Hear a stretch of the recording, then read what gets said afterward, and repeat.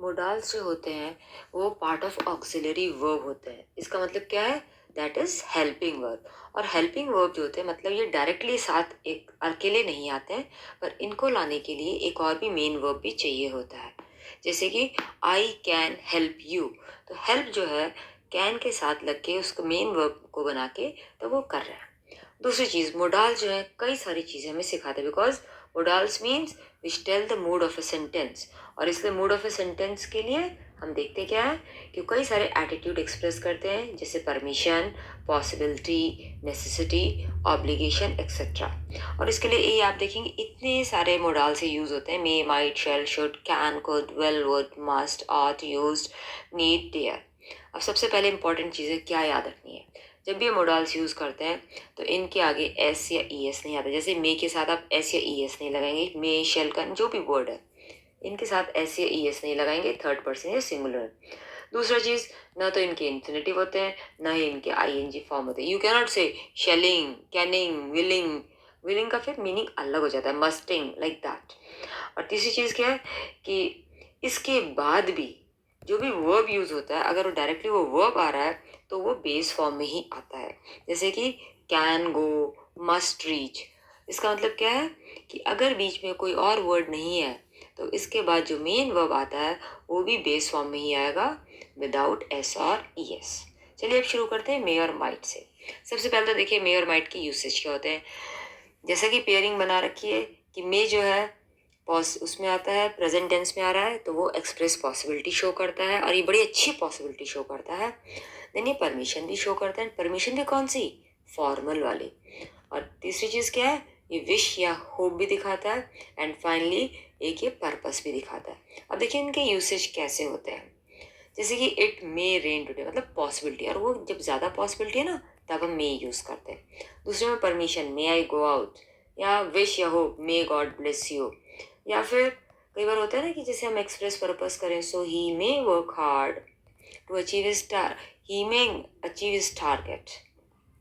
और दूसरी तरफ माइट जो है, सबसे बड़ी बात ये कि वो लेस पॉसिबिलिटी शो करता है, लेस परमिशन भी शो करता है, गेस भी शो करता है, और रिक्वेस्ट भी शो करता है।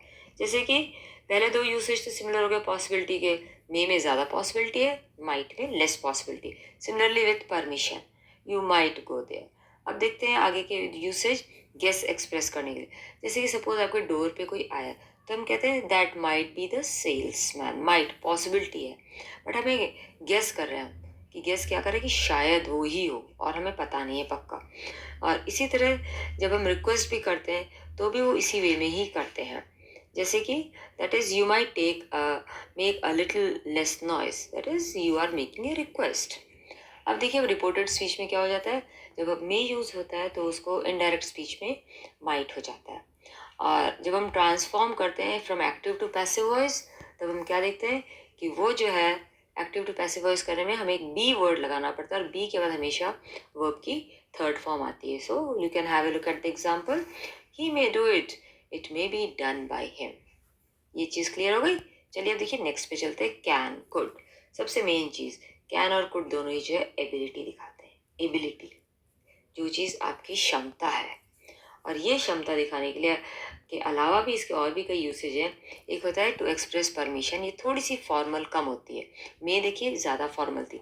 जैसे कि आप किसी सीनियर से बात कर रहे हैं तो आप परमिशन ले रहे हैं तो आप मे यूज़ करेंगे, जैसे कि टीचर्स लेते हैं, सो मे आई कम इन। बट अगर आप क्लास मॉनिटर से परमिशन ले रहे हैं तो you can say can I come in. और तीसरी चीज़ क्या दिखाते हैं can, that is to express possibility. So now have a look at the examples. He can solve this sum, मतलब वो इतना एबल है कि वो सॉल्व कर सकता है सम।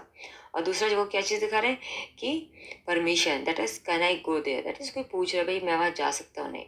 और तीसरी चीज़ that is possibility, any one can make mistake, that is possibility है कि सब कोई मिस्टेक्स कर सकते हैं। अब देखिए कुड, कुड जो है शो करता है एबिलिटी इन द पास्ट।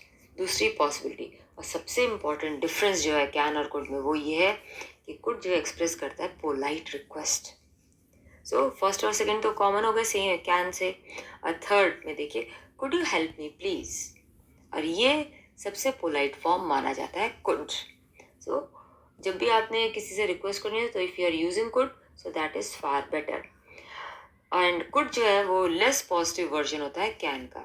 जैसे कि I could attend the party, that is I can attend the party में थोड़ी ज़्यादा पॉसिबिलिटी होती है, और I could attend the party means less possibility. ये चीज़ क्लियर हो गई है। अब देखते हैं हम शेल, शुड, विल, वुड। अभी चारों हमने एक साथ क्यों लिए हैं? क्योंकि शेल, शुड जो और विल, वुड जो है ये फ्यूचर टाइम रेफरेंस के लिए यूजुअली यूज़ होते हैं, बट शेल जो है वो यूजुअली फर्स्ट पर्सन के साथ यूज़ करना चाहिए फॉर फ्यूचर टेंस, और विल जो है second and third person. Shall first person means I या वी के साथ, विल जो सेकेंड पर्सन थर्ड पर्सन साथ means you, he, she, it या दे के साथ। जैसे कि एग्जाम्पल लिया हमने, I shall be 25 soon, tomorrow will be a holiday. So कहाँ पर शेल यूज़ हुआ है, कहाँ पर विल यूज़ हुआ है।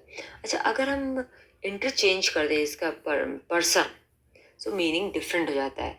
जैसे कि जबकि आजकल होता क्या है कि प्रेजेंट डे इंग्लिश में पीपल यूज़ ज़्यादा से ज़्यादा विल यूज़ करते हैं, पर तब भी देखिए शेल को अगर हम यूज़ करेंगे सेकेंड और थर्ड पर्सन के साथ, तो आप देखोगे उसमें कमांड आ रहा है या धमकी आ रही है। जैसे कि you shall not come here, मतलब आपने यहाँ दोबारा नहीं आना। ही शैल बी पनिश्ड, यहाँ पे उसको धमकी दी जा रही है कि भाई पनिशमेंट उसको मिलेगी।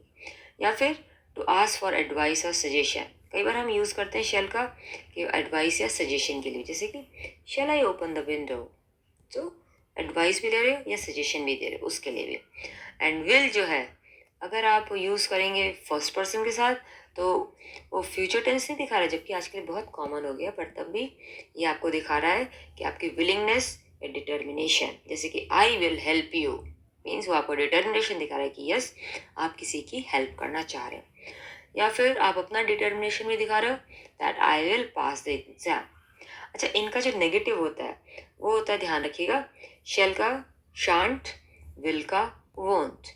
सो ये स्पेलिंग्स ध्यान रखिएगा क्योंकि यूजुअली ये स्पेलिंग्स में लोग गलती कर देते हैं। और एक चीज़ और भी याद रखिएगा कि विल जो है उसको हम कभी भी फर्स्ट पर्सन के साथ इंटरोगेटिव में यूज़ नहीं करते हैं। ठीक है, क्योंकि आपको मैंने कहा कि ये बहुत कॉमन यूसेज आजकल आ रहा है। ये चीज़ क्लियर है?